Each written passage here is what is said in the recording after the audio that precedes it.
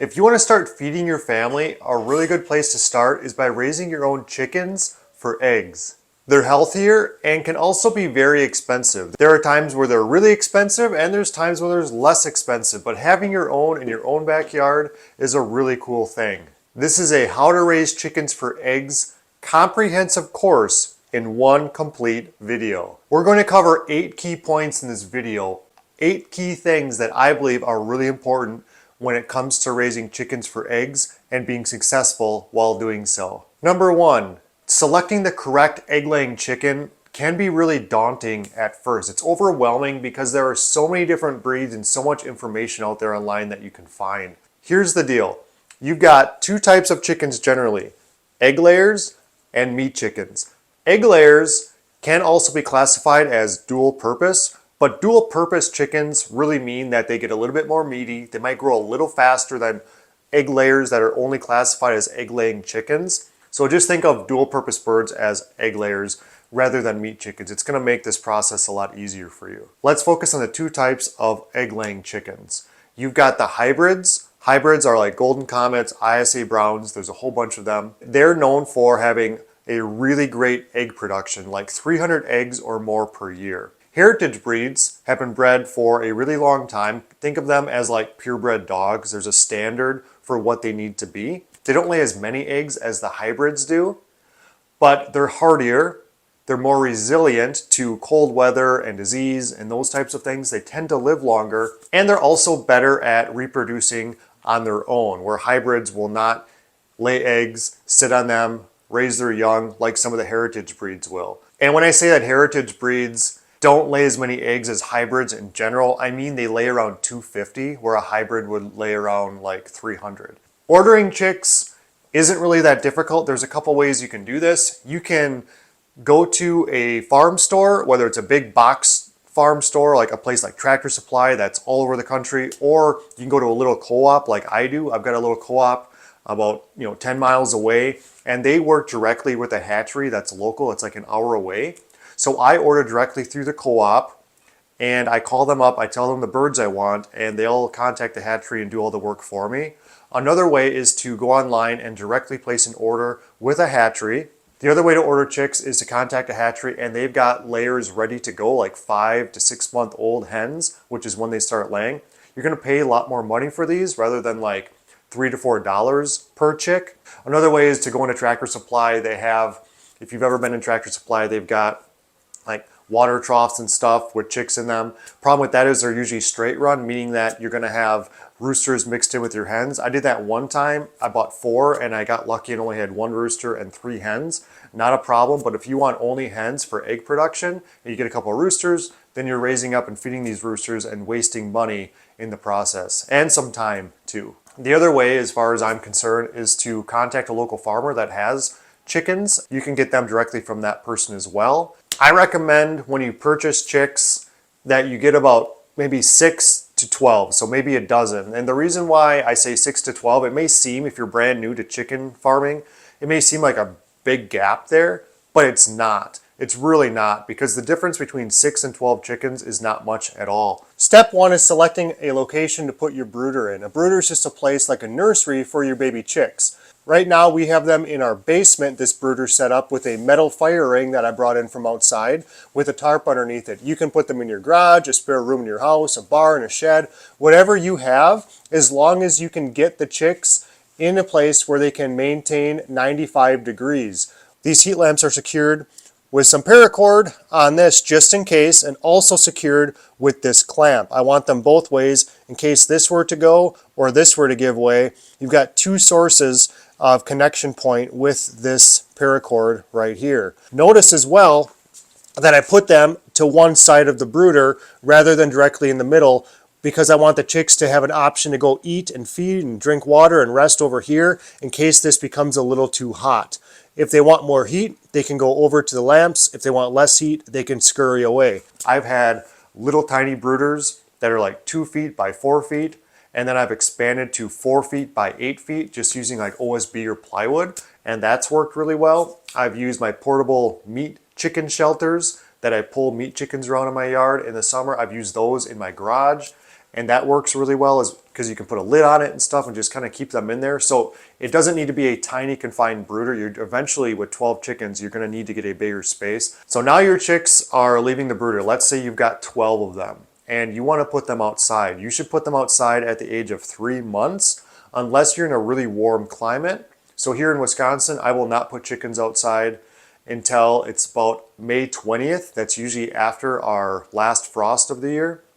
And another reason for that is because at the age of 3 months, they're usually decently feathered out fully with, I wouldn't say they're mature feathers, but they've lost their little yellow or cute brown fuzzy feathers, and now they're going into the more mature feather stage. All right, they're outside, but you want to put them in the chicken coop the night before you want them outside. So if I want to put them outside and have them outside tomorrow morning, the night before, I'm going to put them in there once it starts getting dark. And then the next morning, you're going to open up the door and they're going to come out of their chicken coop. So once you get them comfortable in their chicken coop, the reason why I want to put them in there for one night is because I want them to successfully and safely sleep for one night. And then the next morning they come out of their chicken coop to explore the new chicken area, which could be a free range situation, which we'll talk about in a little bit, or a chicken run, which is a fenced in, controlled environment for the chickens to wander around in. You're going to notice that the chicks are going to be a little hesitant to come out, and this is very normal. They're going to be looking around, trying to determine whether it's safe to come out of their coop or not. And that's something that you don't have to worry about. They're eventually going to start coming out. The bravest, most dominant chicken, and there's a hierarchy in chickens, by the way. That's why they call it a pecking order.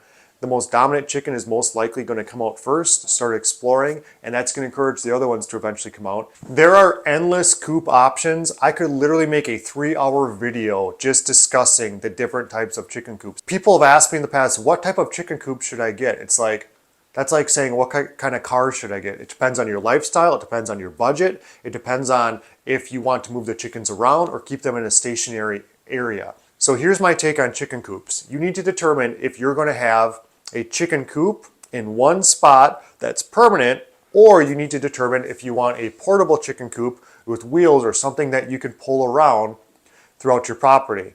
Now, if you have a small yard or a small space, moving them around your property is not going to be an option. You want a permanent spot. If you have a bigger yard, you have the option of doing what's called pastured egg laying or pastured poultry. That's where you move them from one grassy area to the next. You kind of rotate. The reason for pastured poultry and moving them around is because A, you can keep the chickens wherever you want. You just have to put some wheels on your portable chicken coop. I built 2 of them. I have a mini chicken coop for like 5, 6, 7 chickens. I still have it to this day. Then I have a bigger one that's for like 20 to 25 chickens that I ended up selling a couple years ago. And the benefit of that is you can put the chickens wherever you want on your homestead or on your property. If you don't know at first, you don't have to have all this figured out. You can just kind of experiment and say, oh, I kind of like it over there because it gets decent sun, or that's kind of a little too windy for me, especially in those cold winter months. Now for us, we have a permanent chicken coop next to our garden because we have what's called permaculture chickens. That's where the chickens create compost for us that we feed into our garden beds that feeds our plants. We cut down the plants at the end of the year. After harvest, give it back to the chickens, and it's this cycle. So you want to consider that.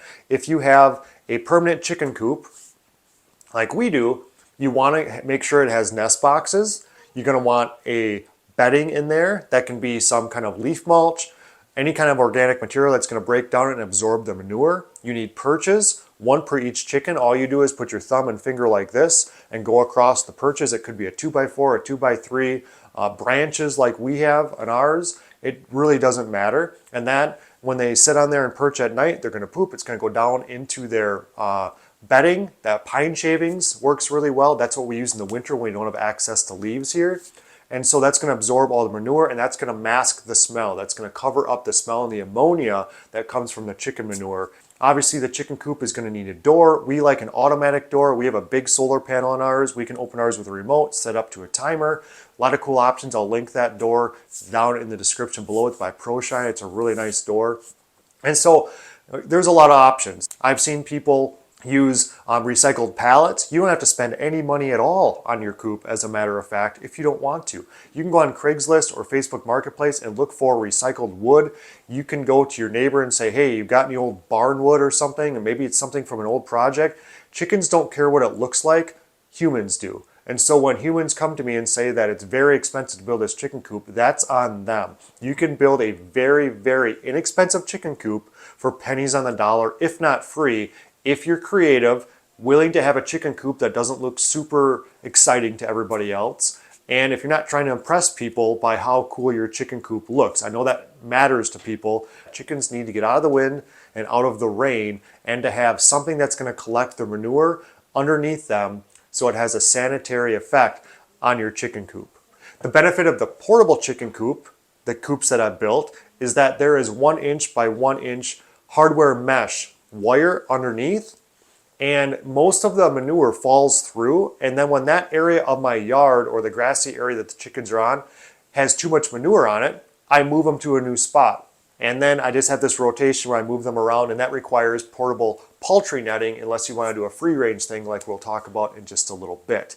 So the portable thing I think is really cool, but that's going to require you to build something that's portable because you really can't find any portable chicken coops. You have the skills and the tools and a day or two to build a chicken coop, you should do that, because now you're getting it exactly how you want it to be and exactly safe for the chickens, for your environment. I will put a link to my chicken coop build up here. You can click on it, and as well down in the description below. Not that you need to build one just like mine, but you need to find what works for you, because what my coop does is it works for us on our homestead, and yours will work for you on your homestead. And don't be afraid to build one and then feel like you need to add on to it or make modifications. You don't have to have all this figured out before you get chicks. Next topic is, how much space do chickens need? Well, inside the coop, they need this much space. That's like 8 inches each bird. So just go across your perches. If they've got enough for the 12 birds that you have, for example, you're good to go. It might be 2 logs, it might be 2 2x4s, I don't know. We have 3 in ours just in case for our 13 hens at the moment. So you can figure that out as you go along. You don't have to have tons and tons of space in the coop, because what you'll find when you open the coop door and you look at them at night and they're perched, you've got them all kind of huddled up in one little spot. Chickens do this naturally. If you're doing a dozen chickens, I would do a 4x6 floor plan, 4 feet high would be perfect for a dozen chickens. That way you have enough space for the door to open, they can enter, some perches, and then above the perches, this is important, you need ventilation. You need to have some kind of wire up there. It needs to be open so that the moisture can escape, and chickens cannot be wet, especially in the winter, because if their wattles and their comb gets wet, that's when they get frostbite, and that's when you have some issues, especially during those colder months. I think you should always put the nesting boxes on the back of the chicken coop. That way you can access them from outside of the chicken run. Chicken run, again, is a space where they can freely walk around that's fenced in. Putting the nesting boxes in the actual coop is going to take up the square footage of the coop and make it feel smaller. I also do not put any water or any feed in the coop. I don't want any mice or rats going in the coop. That's one of the reasons. I also don't want the water in there because it could make a mess. Some people put it inside the coop because it doesn't freeze up as much in the winter. That's completely up to you. I like keeping all that stuff outside. So if I spill water, spill food, it goes right into the ground. So how much space do they need outside of their chicken coop? Let's pretend you do have a chicken run, a fenced in area. They need, which is not a lot, the general rule is 3 square feet per chicken. And that's not a lot. That's really not. I would encourage you to have a lot more, because they're going to have more bugs to forage. They're going to have a lot more space. They're going to have a lot less squabbles with each other. If you have a confined area with chickens, especially if you've got some dominant type of breeds, which there are more dominant hens, certain breeds than others, they're going to be picking on each other. They're going to get crabby with each other. You want to give them a little bit more space than you think you probably need. So 3 square feet is not much at all. We have a 24 by 24 currently, 24 foot by 24 foot run currently next to our garden for permaculture chickens. And that gives our 13 hens a lot of space. They have 576 square feet in that entire run, and that gives each chicken 44 square feet apiece with our 13 hens. So that's plenty. That's a good way to go there. And then if you're moving your chickens around with portable poultry netting, like I used to do all the time until we really figured out a really good spot we wanted them permanently, you can't really protect them too much from predators, because you're not going to be putting chicken wire and all this framing up because you're constantly moving them. But there are structures you can put out into their chicken run area where you have them just like little cheap tables with 2x4s and sheets of plywood, or a little hoop house or something like that that they can go into. I noticed that when a hawk flies over our property, the chickens immediately go underneath the coop or into the coop. So they're very predator savvy. Chickens are constantly looking out for predators. That's why they're going like this all the time. One eye's looking up, one eye's looking down. They're looking for food. They're looking for protection or safety from predators, aerial predators specifically. Free range versus fencing your chickens. This is a topic that we get into where there are like these righteous chicken owners who are claiming to be more ethical and taking the moral high ground because they free range their chickens. I'm not saying free ranging doesn't work for everybody. It might work better for you. I don't know your situation, but hear me out. If you are starting out with chickens, in my opinion, whether you got a big farm, homestead, whatever you got, you're in the city, in the suburban area, and you're allowed to have hens or something, do not free range your chickens unless you're willing to have chaos. This is what this means. If you free range your chickens, a couple things are going to happen. One, if you've got any type of landscaping with wood chips, little rock pebbles, beautiful flowers, perennial or annual, doesn't matter, they're going to rip that up. Chickens are foragers for bugs and grass and things. They find every little area that's vulnerable and easy to scratch up, and they're going to take advantage of that. So if you have any landscaping at all, anywhere, they're going to find that. Chickens will venture typically 250 to 300 yards in a radius around their chicken coop, where they lay eggs and where they sleep at night. That's their comfort zone. So unless you've got the chickens 300 yards away from anything that you want to protect from them, expect an issue. Another problem is that they're not potty trained. They're going to put manure down wherever they go. That could be the sidewalk. That could be your driveway right in front of your garage where you park your cars. You got chicken manure all over and you're trying to step over it. It's kind of a pain. I've been to many people's houses where they free range and you have to literally stare at the ground the entire time to avoid stepping on chicken manure. It's not fun. They're going to perch up on a bench on your deck. They're going to go underneath your deck. They're going to scratch around down there. And in my opinion, the worst thing they can do is go into your vegetable garden and start scratching up all of your young seedlings that are coming up that you want for a good harvest if you have one. And we have one, so that's a no-go. They're not allowed in there ever. So it does create a lot of problems. I've talked to people who have been frustrated. They're like, oh, I just want to do the right thing and let my chickens just feel free and roam around. It's just a really good thing for the chickens. They're so happy. Yeah, they are happy, but at the expense of your happiness, because now you have a problem with them tearing up your landscaping and your garden that you work so hard to make look nice and to protect in the first place. So that's a big issue. I don't think there's anything unethical about keeping your chickens in a larger area and giving them plenty of space. Here's another argument that I have against free-ranging chickens. How ethical is it to allow your chickens to go anywhere on your property if they're not being protected? They're vulnerable to fox, mink, coyotes, all aerial predators. I mean, that's just to name a few. Bears, who knows? You could have wolves in your area. There's wolves in pretty much every county in the state of Wisconsin. So you're dealing with a lot of issues if you choose to free range. And if you're a beginning chicken farmer, like this is your first year, you're really getting into it, you're watching this video to learn, glad you're here. I'm glad you're hearing this message because it's just something I want you to consider. If you change your mind later and you don't want them fenced, take down your fence, let them free range. But you're going to find if you're in an area like we are, where we're in a wooded area and there's aerial predators and coyotes and mink, I get stuff in my trail cameras all the time, predators on my property that would gladly take a free-ranging chicken that's just hanging out 200 yards away from the coop any day. So it does create issue. Another thing is we have a chicken run, and when chickens do get out, because I'm silly and I forget to shut the gate and they kind of just wander out, what do they want to do immediately when they get out? If you've ever experienced this before, they want to go right back in with their friends. So a lot of times they enjoy being in their chicken run because they're comfortable. That's where their water is. That's where their feed is. That's where they lay eggs. Where chickens lay eggs, that's their comfort zone. That's their little home range. They love being in there. They feel safest near their chicken coop. So even when they do get out of the run, they try to go straight back in many cases. Some of them kind of wander around for a little bit, but in general, they're trying to get back in, and they're struggling to get back in because I closed the gate, of course. So just consider free range versus having a chicken run. Now, if your chicken run is pretty big like ours is 24 by 24 for 13 hens, you're gonna have no problem. What you wanna do if you do have a chicken run is you wanna have the fence at least 5 feet high. We used 4-foot field fencing one time years ago, and the chickens were constantly flying out. So there's 2 ways to fix this. You clip their wings or you get 5-foot field fencing instead. I'd rather get 5-foot field fencing and not have to catch the chickens and clip their wings. We clip one wing, and that's just gonna save you a lot of problems. Now there might be some smaller, more agile breeds that can fly out, but our bigger heritage breeds, we've got Delaware, Buff Orpington, and Partridge Rock, they're a little bit bigger breeds, so they don't fly as well as some smaller breeds, and so they cannot clear a 5-foot fence. But if you're getting smaller breeds that can, go up to a 6-foot fence or maybe a 7-foot fence if you need to. Then if you're moving them around the yard in poultry netting, obviously that's not free range at all.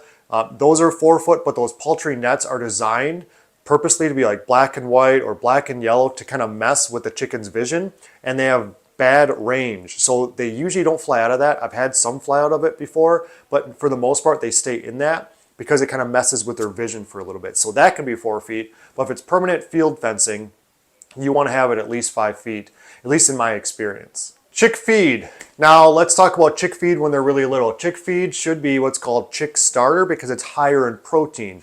Chickens need more protein when they're little. This is the same with meat chickens or turkey pullets or anything.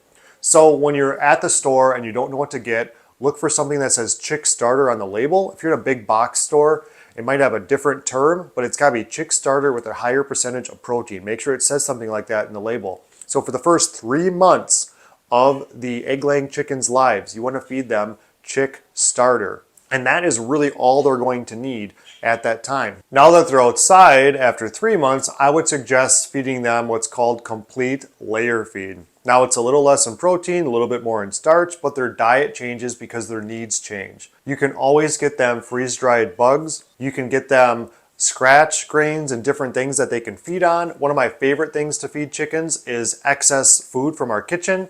We actually have a chicken bowl on our island in our kitchen that when we're prepping food, everything extra goes in the chicken bowl and they can eat everything. They can eat fat, they can eat meat, they can eat bugs, they can eat greens, they can eat lots of stuff. Now, what I would do if I were you before you do that, you'll eventually start to memorize what they can and cannot have. There are websites that clearly lay out things that chickens cannot have. There's a few things you're probably cooking or eating or consuming in your house chickens should not have. It's just bad for their health for whatever reason.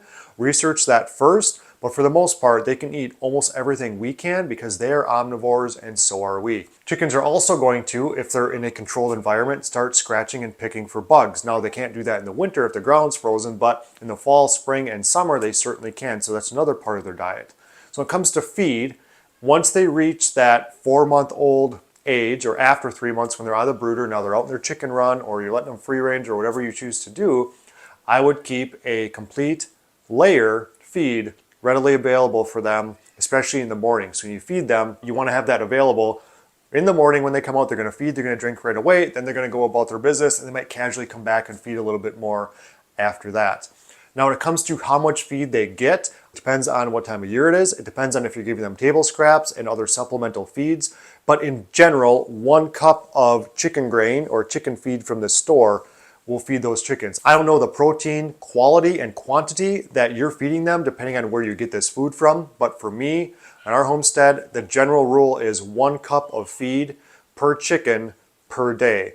And it kind of goes down a little bit in the summer when they're getting more garden scraps. So it really depends on your situation. But if you're only feeding them complete layer feed, it's about 1 cup a day of feed. I have 5 chickens that are my favorite for the egg layer types. Number 1 is the Golden Comet. The Golden Comet is a hybrid chicken that lays a lot of eggs a year. You can expect 300 eggs or more per year. The other one, we've had these a lot, are ISA Browns. ISA Browns were developed for egg production. They're cold hardy, they're super friendly, and they give you a lot of eggs. Nothing exciting about them, they're just a regular brown chicken, but I'll tell you what, if you want eggs and that's what you're in the business for, of having these chickens to begin with, that is a great option for you. I would highly recommend ISA Browns. Now, when it comes to heritage breeds, it's really hard to beat Rhode Island Reds. Rhode Island Reds, you guys, are like the gold standard when it comes to heritage breeds because they're extremely hardy. They're tough birds that lay a lot of eggs. You can expect at least 250, if not closer to 300 on a good year when they're at their peak. They lay more eggs, for the most part, than any other heritage breed. For the most part. Now, I'm sure there's a couple of breeds out there I'm missing, but it's just hard to go wrong with Rhode Island Reds. A lot of people have been using these over the decades and they absolutely love them. There's a reason why they're one of the top selling heritage breeds in the United States. The next one is my personal favorite. That's the Buff Orpington. That's what I have here on my homestead. I love Buff Orpingtons for other reasons than egg production. You're going to get about 250 eggs at their peak during their prime. The reason why I like Buff Orpington is because it's a big bird that can't fly away. The really cool thing about the Buff Orpington, especially for homesteaders, is that they're very, very good at self-reliance. What that means is that they can hatch their own young themselves. You don't need an incubator like you do with almost every other chicken breed these days. They're very, very good mothers. They raise up their young, so you don't need to intervene. They're super friendly. They're nice, easygoing chickens. They're not aggressive. They're not loud. They're just really good, family-friendly type of chicken. And I absolutely love the Buff Orpington. Plus, it's just a really beautiful light brown type of bird that you'll just seem to enjoy on homesteads. You see them all over. It's a very common bird to get. So Buff Orpington is a really good option as well. And these chickens are in no particular order. If you went with any of these 5 chickens, you're going to have a lot of success. The last one I'm going to talk about though, last but not least, is the black Australorp. So the black Australorp is incredible. Some of these can raise their own young as well. They're very good at evading predators, not only because they're a dark color, but they're just very, very predator savvy. Certain chickens are better at avoiding aerial predators than others. They're just a little quicker on the draw and they know how to avoid them. Black Australorps, again, they're friendly. They're cold hardy. They give you a lot of eggs, even more than Buff Orpington as far as my research is concerned. Buff Orpington is about 250 a year. Black Australorps is pushing like 270, 280 type of thing, close to the Rhode Island Red. And so you can't go wrong with those either. And they're very calm and family friendly. There's really no downside to having Black Australorps in my opinion. They're a very good bird and I highly recommend them as well. If there's any birds that you recommend, put them down in the comments. I know there are 10, 12, 15 other great egg-laying chickens. There's tons of breeds, just like there's tons of dogs, and everybody seems to have their own list, but those are just my top 5 at the moment. We all have different opinions, so I shared my opinions with you. I know there is way more information I can give you. I can deep dive into every one of those 8 points for a long, long time. Let me know down in the comments if you have any questions. I'm really glad you decided to spend this time with me. I really hope to see you on the next one.